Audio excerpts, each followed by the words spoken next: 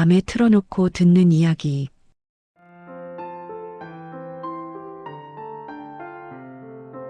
요즘 괜히 당기는 날이 있지요. 배가 고픈 것도 아닌데, 입이 심심한 것도 아닌데, 마음 한구석이 비어 있는 것 같을 때, 그럴 때 우리는 자연스럽게 단맛을 찾게 됩니다. 이건 나약해서도 아니고, 의지가 약해서도 아닙니다. 살아온 만큼 지친 마음이 보내는 아주 정직한 신호입니다. 나이가 들수록 더 그렇습니다. 젊었을 때는 매운맛, 짠맛도 잘 먹었는데 이제는 자극적인 건 몸이 먼저 거부합니다. 그리고 문득문득 어릴 적 어머니가 시원하게 마시라며 주시던 달콤한 미숫가루 한 사발, 할머니가 손에 쥐어주시던 엿 한 조각이 그리워집니다. 그건 단순히 단맛이 그리운 게 아닙니다. 그 시절의 따뜻함이 그리운 겁니다. 단맛은 나쁜 게 아닙니다. 우리는 오랫동안 단맛을 경계하며 살아왔습니다. 달면 안 된다. 단 건 몸에 나쁘다. 당뇨 조심해야지. 그런데요, 사실 단맛 자체는 사람을 살게 하는 힘입니다. 힘들 때 누군가의 말 한마디가 달게 느껴지듯 몸과 마음이 지쳤을 때 단맛은 잠깐 숨을 돌리게 해줍니다. 문제는 너무 빠르고 너무 강한 단맛입니다. 먹자마자 확 올라갔다가 금세 꺼져버리는 단맛. 그 단맛은 마음을 채우지 못합니다. 오히려 더 허전하게 만듭니다. 우리 어릴 적엔 그런 단맛이 없었습니다. 케이크는 생일날에나 먹었고 초콜릿은 명절 선물이었습니다. 그래서 더 소중했고 더 오래 기억에 남았습니다. 옛날 사람들의 단맛. 예전에는 케이크도 초콜릿도 아이스크림도 흔하지 않았습니다. 그 대신 사람들은 기다렸습니다. 쌀을 고르고 엿기름을 준비하고 불 앞에서 천천히 고았습니다. 어머니는 아침부터 저녁까지 그 앞을 지켰습니다. 불이 너무 세지 않게, 타지 않게 정성으로 저으며 기다렸습니다. 그렇게 만들어진 것이 조청입니다. 조청은 급하지 않은 단맛입니다. 혀보다 먼저 속이 반응하는 단맛입니다. 그래서 조청을 먹으면 마음이 먼저 놓입니다. 어릴 적 기억 하나 떠올려 볼까요? 감기에 걸렸을 때 어머니가 무 한 조각에 조청을 발라주시던 기억. 배앓이를 할 때 미음에 조청을 타서 먹이시던 기억. 그 단맛은 그냥 단맛이 아니었습니다. 사랑이었습니다. 요즘 아이들은 그런 맛을 모릅니다. 그래서 가끔은 안타깝습니다. 기다림의 맛을, 정성의 맛을 모르고 자라는 게 말입니다. 발효는 기다림의 기술입니다. 사람의 몸은 급한 걸 싫어합니다.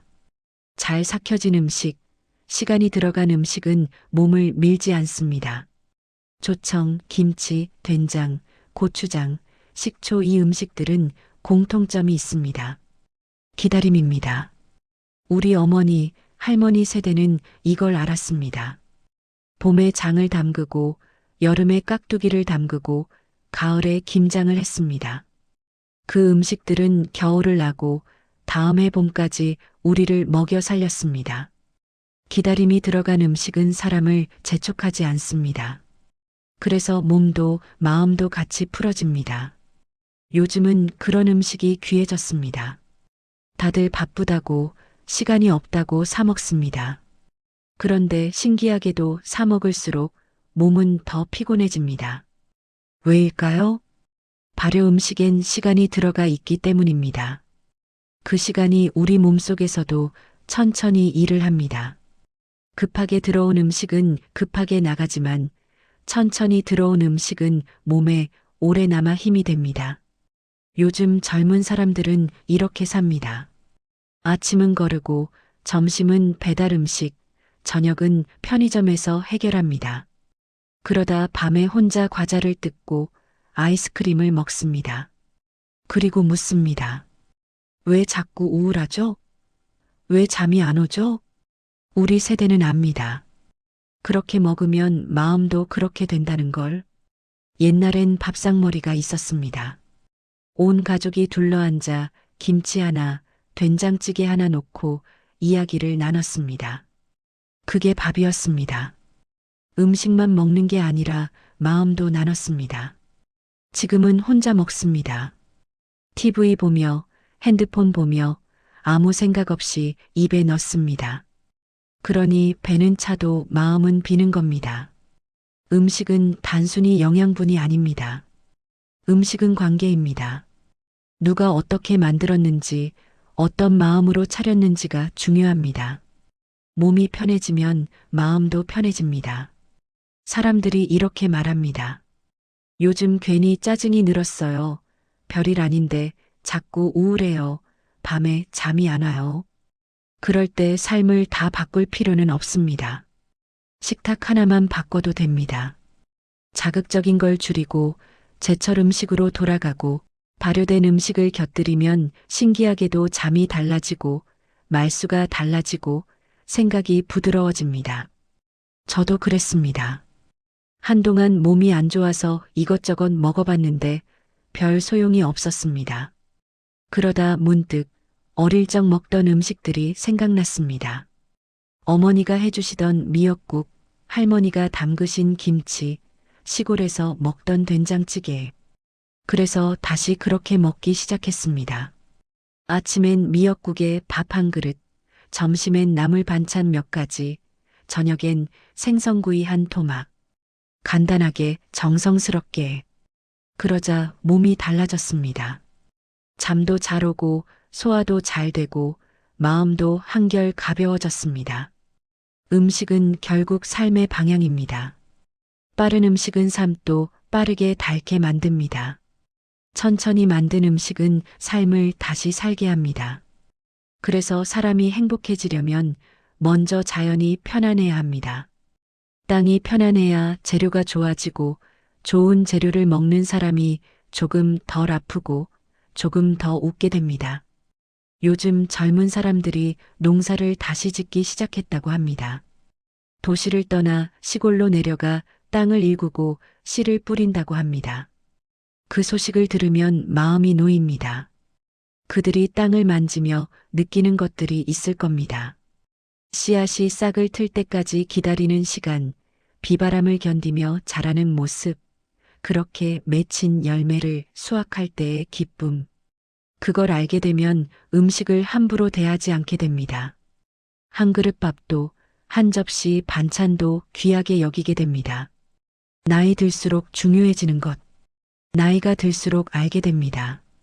인생에서 가장 중요한 건 거창한 게 아니라는 걸. 건강하게 아침을 맞이하는 것, 맛있게 밥 한 끼 먹는 것, 편안하게 잠드는 것. 이게 전부라는 걸. 그리고 그 모든 게 결국 우리가 무엇을 먹느냐에 달려 있다는 걸. 어르신들이 자주 하시는 말씀이 있습니다. 약 먹는 것보다 밥 잘 먹는 게 낫다. 정말 그렇습니다. 약은 아픈 걸 고치지만 음식은 아프지 않게 해줍니다. 요즘 병원에 가면 약이 너무 많습니다. 혈압약, 당뇨약, 콜레스테롤 약, 나이 들면 누구나 서너 가지씩 먹습니다. 그런데 생각해보면 우리 부모님 세대, 조부모님 세대는 그렇게까지 약을 많이 먹지 않았습니다. 왜일까요?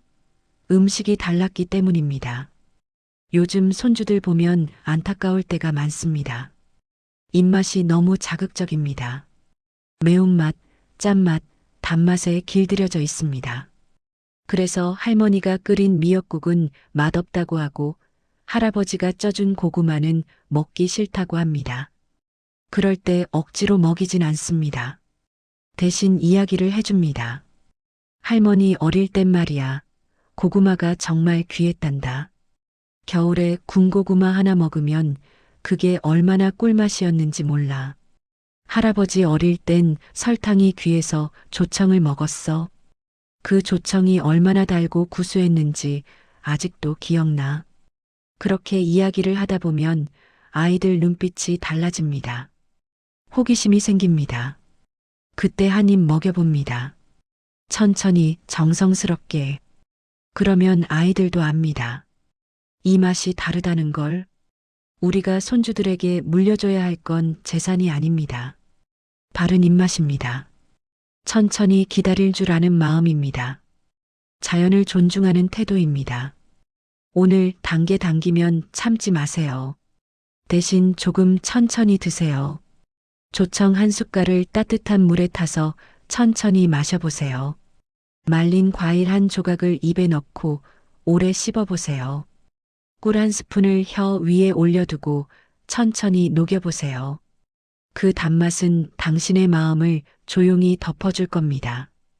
행복은 멀리 있지 않습니다. 오늘의 식탁에서 다시 시작됩니다. 우리가 살아온 세월 동안 잃어버린 것들이 많습니다. 하지만 아직 늦지 않았습니다. 오늘부터 하나씩 다시 찾아가면 됩니다. 천천히 만든 음식 한 그릇, 정성스럽게 차린 밥상 하나. 그것만으로도 우리는 충분히 행복할 수 있습니다. 오늘 밤 따뜻한 차 한 잔 마시며 이 이야기를 떠올려 보세요. 그리고 내일 아침엔 조금 더 정성스럽게, 조금 더 천천히 식사해 보세요. 당신의 몸과 마음이 고맙다고 말할 겁니다. 오늘 이야기 조금이라도 마음에 남았다면 구독 누르셔도 좋습니다. 내일도 모레도 이 자리에서 뵙겠습니다. 편안한 밤 되세요.